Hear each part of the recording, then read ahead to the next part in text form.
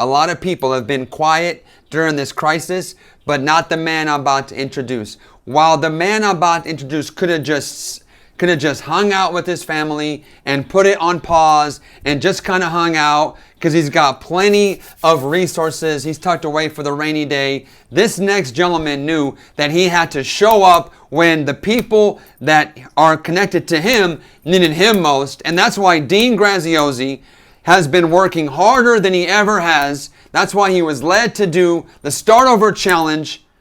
And Dean, welcome to the Movement Maker Challenge, bro. I'm so honored to have you here, dude. Welcome, bro. What's up, everybody? Good to see y'all. Dean, you've trained, I don't know, tens, 20s, hundreds of thousands of people over your career. What did you see that has made a difference to actually now have success and be doing something that most people only dream of doing? The deeper level is simply belief.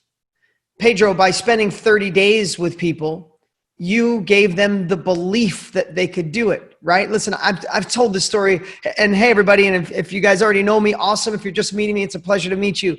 But I tell this story a lot, especially to one of the families that I, you know, one of my groups and family members is, if you remember Roger Bannister's story, right? Everybody knows it, but think about it through this lens right now and maybe hear it for the first time, right? Roger Bannister, the world said no, a human being, even scientists said impossible for the human body to run a 4 minute, minus a, sub 4 minute mile. Roger Bannister in 1954 runs under a 4 minute mile. He breaks the 4 minute mile. Never had been done in the history of the world. Since mankind started, not one person did it. He does it, and within the next year, 18 people run a sub 4 minute mile. What the heck happened? Did the world change? Did we evolve in that 1 year? Did they hand out steroids to everybody in the Olympics or in high schools? No, the only thing that changed, remember this, like really think about this. The only thing that changed was the belief that it's real, that the belief that it could happen. What we have to do to be successful is we have to gather beliefs that drive us forward. Listen, the challenge, I've been doing challenges for over a decade, but the way Pedro does them, I just adjusted my last Pedro to model, or my last challenge to model what Pedro does, right? Listen, again, over a decade of challenges, I adjusted and tweaked, followed his model. We had insane success. But here's the thing I want to share with you right now.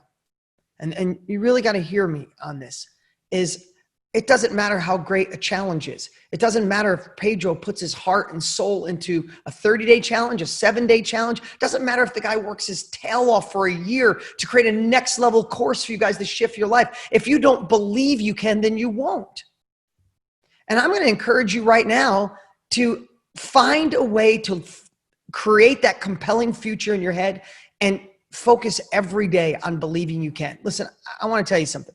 Yes, I've been blessed to, go from a kid who never went to past high school, never went to college, didn't have money, lived in a trailer park, have dyslexia. Like, we all got our own stuff. It's not poor me, right? Parents married 10 times, 9 times between them. Crazy stuff, right? We all got that. But I was able to go from that to starting over 13 companies, to be a multiple New York Times bestselling author, to be partners with my heroes like Tony Robbins and hang out with people like Richard Branson and dinner with Michael Jordan, all this cool stuff. Who would have ever thought this kid that worked in a collision shop and drove a tow truck would have that option? Not bragging, I'm saying that because the only thing that brought me here, the main thing, is that I overcame the negative beliefs and found a belief to not listen to the naysayers, to not listen to the critics, not listen to my inner villain, and keep pushing forward. I wanted to crack that uncertainty in your life. I wanted to crack that belief that this for other people. It's not for other people anymore. You're home. We're online. We're communicating all around the world. The digital economy is exploding. The knowledge industry is on fire, expected to be $1 billion a day industry. This is where the world is heading. It's unfortunate. It is totally unfortunate that this shift in the world has really hurt some industries. It's really hurt some companies. I wish I could wave a magic wand and fix all of that. I pray for things like this more than anyone would ever know.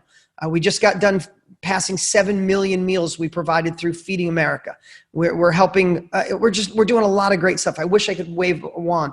But as some industries and businesses unfortunately go to dust, out of the dust something amazing comes. That's new industries or industries that are already there that exponentially grow. That's the knowledge industry. That's online. That's sharing what's between your ears. And those are the type of things that are absolutely fueled by a challenge. It is a place to show your heart. It is a place to practice if you feel insecure. It is a place to serve others for free, so there's no obligation. It is a place to build reciprocity, deliver value in advance before you ask for a dollar. Like, it has all the ingredients of someone saying, wow, this woman is amazing. If she'll do that for free, I'll take whatever she's charging for. If Pedro's going to give me 30 days of his life for free, I'll take what it is he's got, because if free's that good, I could only imagine what paid is.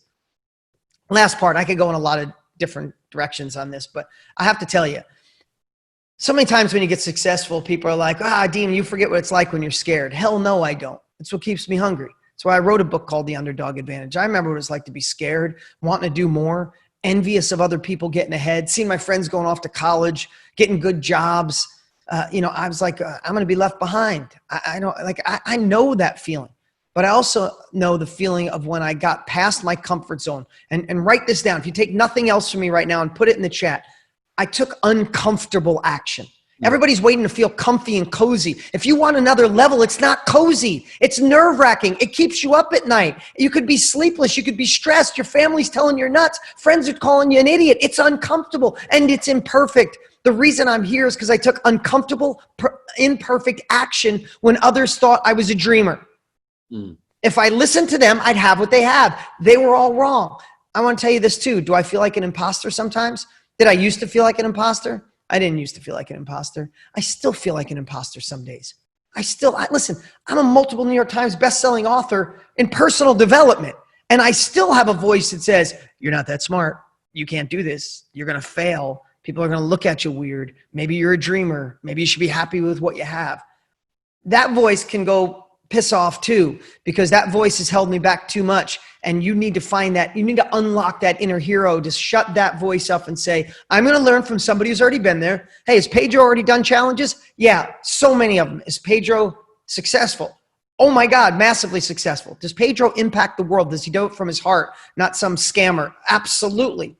Right? Does he deliver value in advance? Of course. Have other people had success with what he does? There's Desiree, and she's not the only one. I'm right here too. Right? So when you start looking at that, then when you decide this is the person, this is the knowledge, then stop dabbling, commit to this, because think about it, nothing in your life that you haven't committed to works. Relationships, exercise, food, diets, they don't work if you don't commit. So if it's the right person at the right time with the right delivery system, and you feel like I can do this, then burn the boats, commit to it, and do whatever it takes and obsess on it. And don't listen to the naysayers. Don't let unqualified people give you advice. And listen, I'm just passionate about it because I remember what it was like when everybody told me it would never work for me, that I wasn't that technical or I wasn't that smart, or you need money to make money, or you need to live in a wrong. So that's why I'm so passionate at this phase of my life, because I was an inch away from being left behind, an inch away from going, maybe they're right. Maybe I should just be happy with what I got. Maybe I should just be blessed. You are blessed, but blessed has nothing to do with wanting more. You climb a mountain, you're blessed that you got to the top, but there's bigger freaking mountains. Go climb another one. God didn't give you legs just to climb one or a mind just to conquer one. This is our job to go forward. And listen, the last thing I'll say, and then Pedro, if you got any comments, let me know. I know I went on a rant here a little bit. That's good. Is when somebody says to me, money can't buy you happiness, I said, you haven't made enough and you haven't given enough away yet. That's BS. Money can surely buy you happiness. I got to tell you, providing over 6 million meals makes me really damn happy. Retiring my mother and father when I was in my 20s, even though I was broke as a kid, most happiest thing in my life. Providing for my family and making sure they're safe and secure, employing 100+ people and knowing that I get to help their families and they feel secure even through a shift in the economy. That's really happy. And the last thing I'll say, I haven't shared this with a lot of people, just kind of my KBB family, but my partner and dear friend Tony Robbins' 60th birthday party was right before this COVID thing happened. And I donate money every year. I don't tithe to a church, I'll just be honest, but I donate a portion of my money every year to different charities. I have a feeling this year it might go to helping feed kids. Another feeling might help elderly people. We just go, and my kids help me make these decisions. So I'm at Tony's 60th birthday party. He doesn't want any fanfare for himself. He's got the biggest heart to serve, and he wants to make the whole birthday to raise money for Operation Underground Railroad. And I won't go into it because I don't want to bring down the energy, but I had no idea that slavery existed at that level in today's world. I had no idea how many 9 to 15-year-old kids around the world were abducted and terrible things happening to them. And this Operation Underground Railroad is like ex-Navy SEAL guys and this one leader, Tim, who's amazing. They get together, they raise money, and they go in and they steal these kids back and they rehabilitate them. And I'm there with my wife sitting next, Tony's right to the right of me. It's his birthday. There's amazing people there. I got tears coming down my face. And when somebody says money can't buy you happiness, they start raising money for Operation Underground. Like every $2,500 saves a kid. They rescue a kid and rehabilitate him for like $2,500 each. And people are giving away 10 grand and 50 grand and 100 grand. Listen, when I throw those numbers, I want you to know when I was a kid, if I could have made 50 grand a year, I would have thought I was the richest human being alive. I had like $1,000 was $1 billion to me as a kid. So I don't throw these numbers around and take it lightly. But I'm watching and my emotion, and I got tears coming out. My wife is crying. She's 9 months pregnant. We're there and we're hugging. And I just stood up and like, $500,000. I'm giving $500,000 right now. I got goosebumps right now. If you don't think, we went home crying and feeling blessed. We did the math on how many lives were going to be saved. I'm making more next year because I want to give away more to Operation Underground. I still want to feed, but I still want to take care of my family. I still want to live a good life. I still want to do things on my time. I want time and money freedom all the time, every time. When I was a kid, moving 20 times before I was 18, stepbrothers, stepsisters, and different marriages. I wasn't in control. Right now, I love being successful so I can have control, so I can be the dad I want, the husband I want, the leader I want, impact the lives the way I want, and give as much away as I want to charity. So I went on a little rant there this morning, but you got a great leader right here, Pedro. He's got a great process. Believe me, I've been doing this for over 2 decades. I've been doing this longer than anyone. I dug through everything Pedro teaches, and it is absolutely brilliant. It's on point because it starts with the desire to serve. It starts with the desire to impact. It starts with the desire to care and build relationships. And the byproduct of doing it right is next level success. Wow. Dean, I do want to ask you a couple quick questions, man. But dude, thank you so much for that, bro. And I will say this. I have a friend of mine who says that anyone who says money can't buy happiness has never given enough away. And you just said that too. Let me tell you, man, when I got to experience it for the first time, you know my story, man. I went through a hard time. And about 7-8 years ago, where I spent 3 years just really in a dark place and thought it was just epic failure, was literally praying to die. I was asking God to please just not let me wake up, so my wife could collect the life insurance, pay off all the debt, and move on. Well, at our first year anniversary, Dean, of 100X, at our 1-year anniversary, we gave away a brand new Jeep Wrangler. It was like, let's give away a Jeep, right? Give away a car, free and clear. Let me tell you, it was our first year anniversary. It wasn't our 10 year. It was our first year. We hadn't made hundreds of millions or tens of millions. We probably had made we did okay. But let's give away a car in our very first year. Let's model radical generosity, not a used car. I was like, let's go throw down a brand new $35,000 Jeep Wrangler. Let me tell you this, Dean.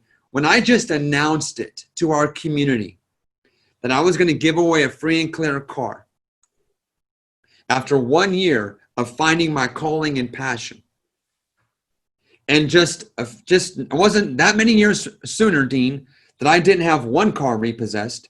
I didn't have 2 cars. I think I've had 3 cars repossessed.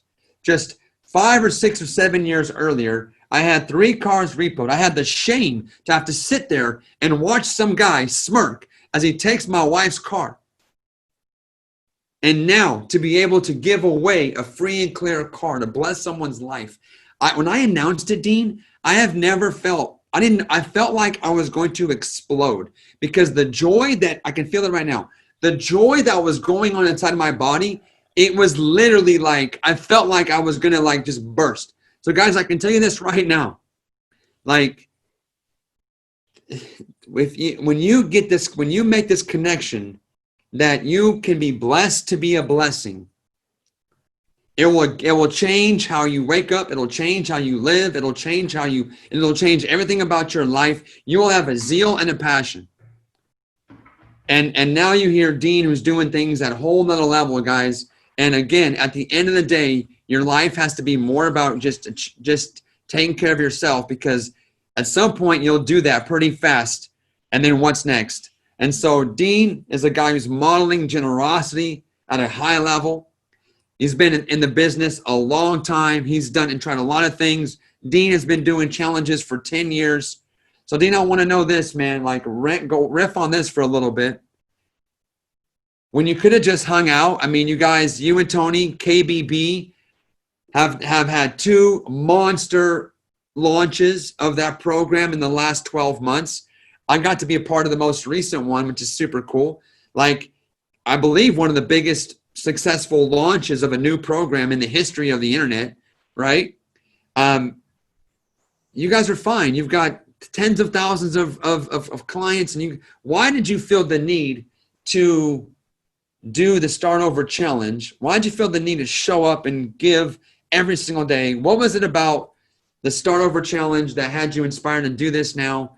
And just talk about like what you saw happen as you just showed up and have delivered and kind of, maybe applied some of these little nuances, talk about that. Yeah, just real simple is when the world shifts the way it does now, one of the top questions I get from people is, hey, Dean, I just want to know, if you had to start over with nothing, what would you do? And I know when people ask me that, it's one of 2 things. And you can let me know which one you are.